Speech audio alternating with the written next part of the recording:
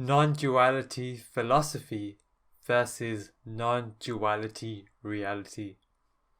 In this episode, we're going to look at the difference between the mindset and the philosophy when it comes to non-duality and some of the psychological dangers that are there versus what it's actually like to be in a non-duality consciousness.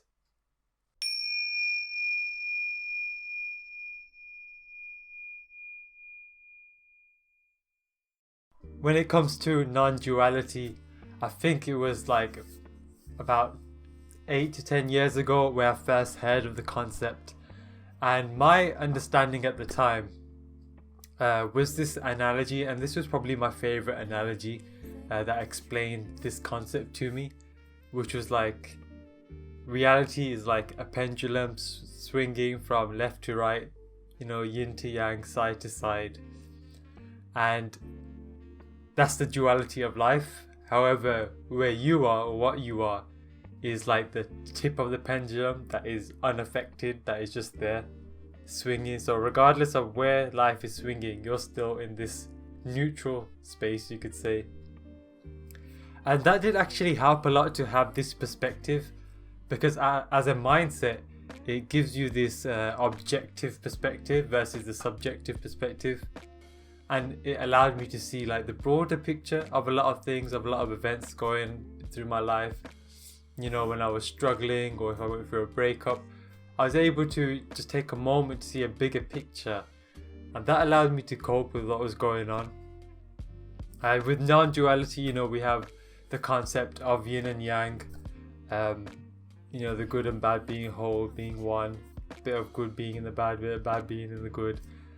And another popular thing with non-duality is negation, and there's a popular technique called neti. And in essence, by negating what you are not, you find out what you actually are. So you might say, I'm not this body, I'm not these thoughts, I'm not these emotions. Then what am I? Now, again, these two perspectives, with these two analogies and the neti technique, they're useful and they work, but at a certain period, at a certain time, at a certain moment or milestone along your journey. When it's introduced early, it can lead to quite some distraught psychological effects, let's put it that way. So for example, with me, I came across non-duality before I came across the emotional work, the shadow work, etc. And so I was already used to kind of being numbed.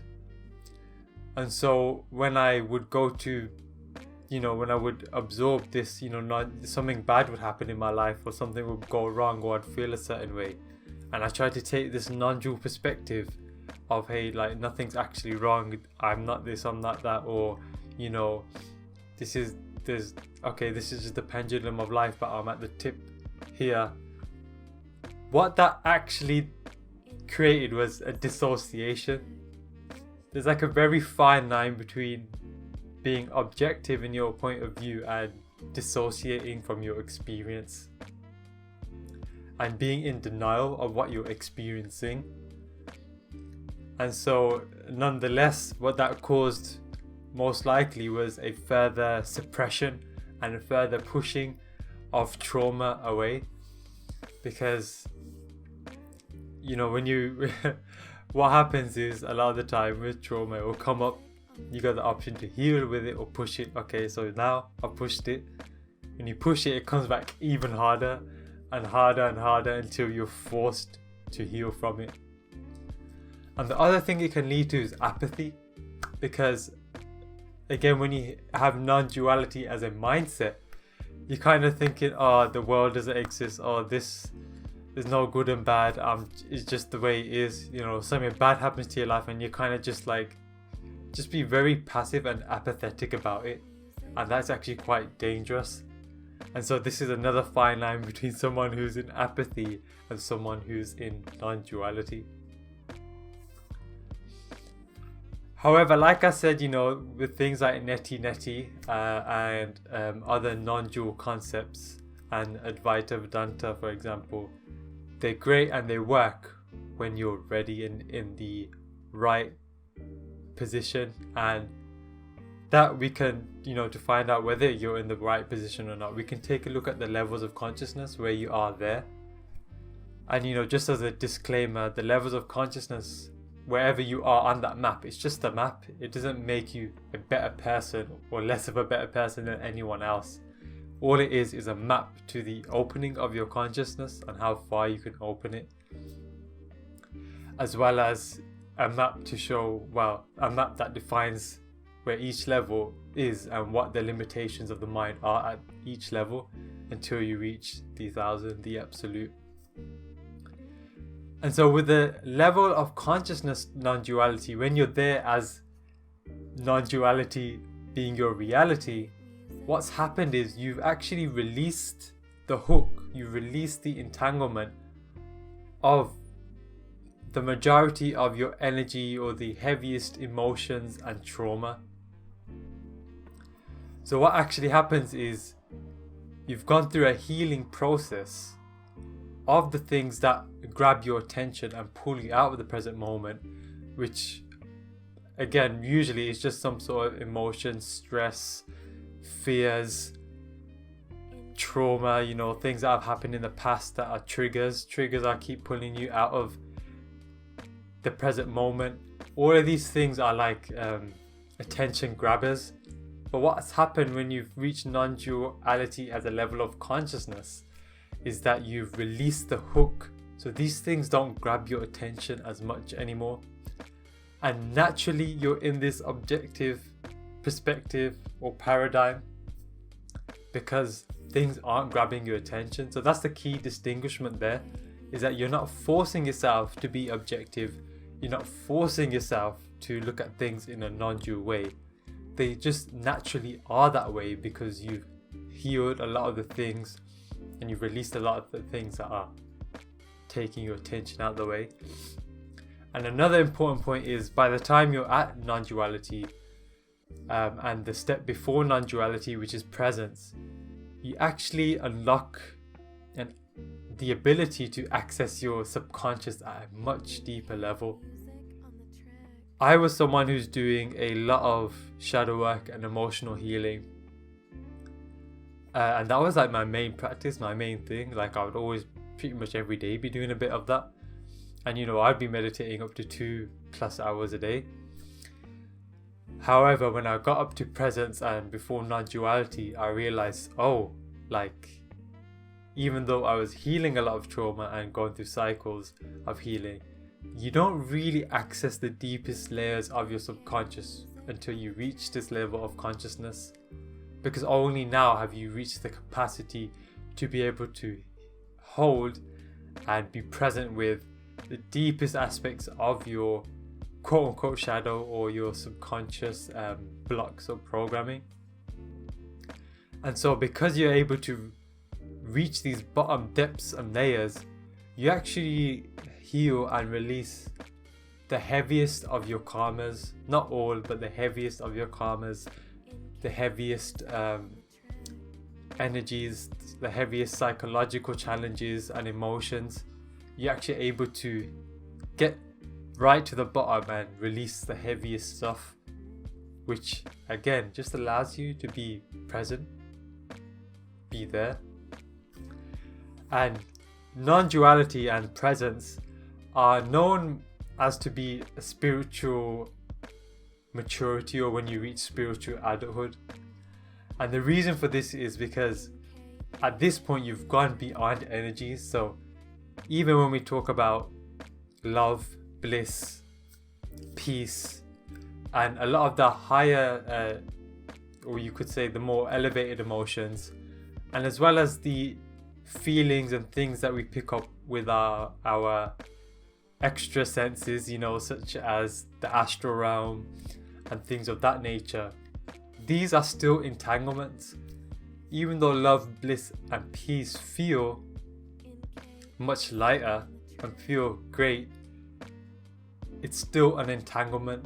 Now, if you're not on the brink of non-duality yet, or presence yet, It's completely fine. Enjoy the love, enjoy the bliss, enjoy those emotions. However, there comes a time where you have to go beyond energy. So a lot of the times in spirituality and spiritual work, we get caught up a lot with energy work, with our chakras, with our kundalini. However, there comes a time where you have to go beyond it, and when you go beyond it, a lot of it actually almost self-manages. And this is not to be confused though with the bliss that is often associated with enlightenment and with non-duality. There's a reason why a lot of the time you hear teachers saying that you can't describe the feeling, and that's because you won't know it until it's there. However, bliss is probably the most common word used. You know, Satchit Ananda, bliss is the Ananda. And so even though it's called bliss, it's not the experience of bliss that you're feeling. You're feeling the awareness, the non-personal self, the non-dual self. And that is a feeling that, you know, whatever situation comes your way, whatever emotion comes your way, that awareness, that presence is there and remains there. And so in one sense, you're unaffected by it. And so that's the scope of non-dual philosophy versus non-dual reality. The philosophy is a mindset. It's a belief that, you know, there is the duality of life. However, you are beyond that. You are this, you know, the pendulum swing goes side to side, but you're this point that doesn't move. There's a belief too that, you know, going to the objective perspective, living in the objective reality of life. There's the belief system of that, but then there's the reality of that, to where you're not forcing yourself to be objective. You're not forcing yourself to be in presence or awareness, and you're not forcing yourself to negate your thoughts or emotions, because that can lead to some psychological issues such as apathy, such as pushing your trauma further back, and overall numbness and denial of your experience.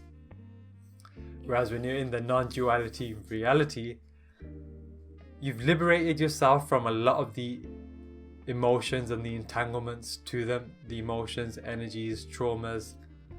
And so your attention naturally resides and rests in a deeper space, in a deeper being and lightness. And this is the spiritual maturity, the spiritual adulthood, because you're going beyond energies, you're going beyond all of your senses, you know, not just your five senses, your sixth sense and whatever, your clairaudience, your clear sentience, everything. You're going a step beyond that.